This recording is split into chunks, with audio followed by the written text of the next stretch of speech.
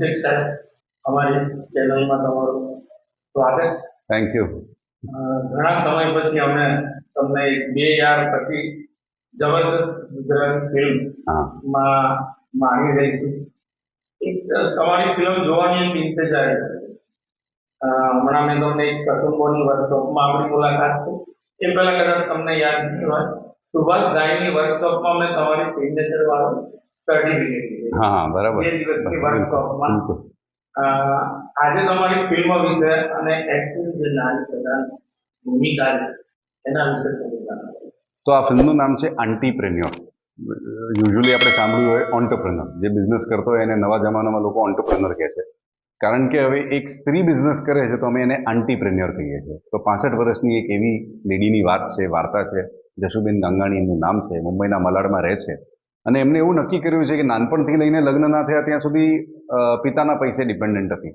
લગ્ન થયા બાદ પતિના પૈસે ડિપેન્ડન્ટ હતી. પતિ ગુજરી ગયા છે, હવે દીકરો યુએસથી એક એન્વેલોપમાં એક કવરમાં પૈસા મોકલી દે છે તો એના પર ડિપેન્ડન્ટ છું. તો એમને આ 65 વર્ષની ઉંમરે એવું નક્કી કર્યું કે મારે વ્યવસાયિક રીતે કે પછી ફાઇનાન્શિયલી મારે ઇન્ડિપેન્ડન્ટ થવું છે, સ્વતંત્ર થવું છે. હવે એના માટે એ ઉંમરમાં શું ચળવળ, શું કરે છે, શું બિઝનેસ કરે છે, એમાં ઘૂસે છે. અને ફિલ્મની વાર્તા એના વિશે છે, એટલા માટે આપણે એમને આંટીપ્રેન્યોર કહીએ છીએ.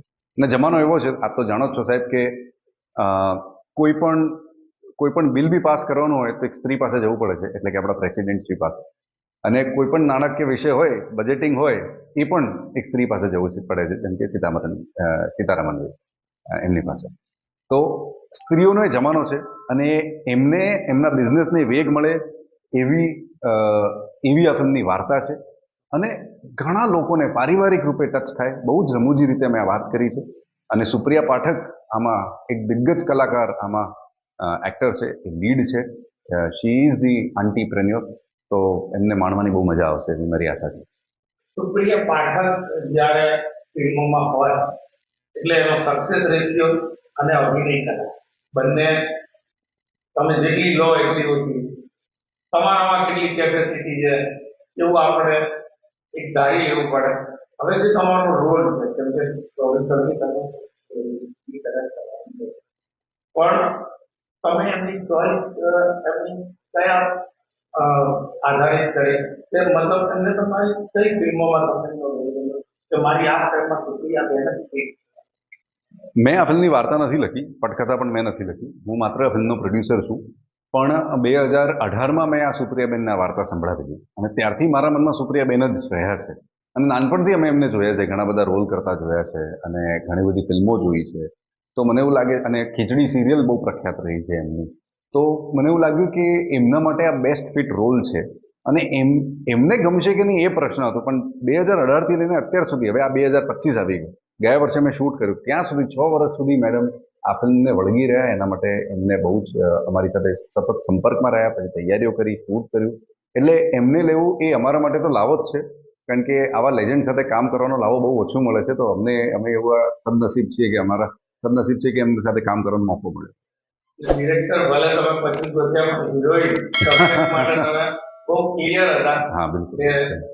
ફિલ્મ અમે જ્યારે પણ જોઈ એની પહેલા અમે ટીઝર માણી, ટ્રેલર માણી, બહુ દાદુ બનાવ્યું છે.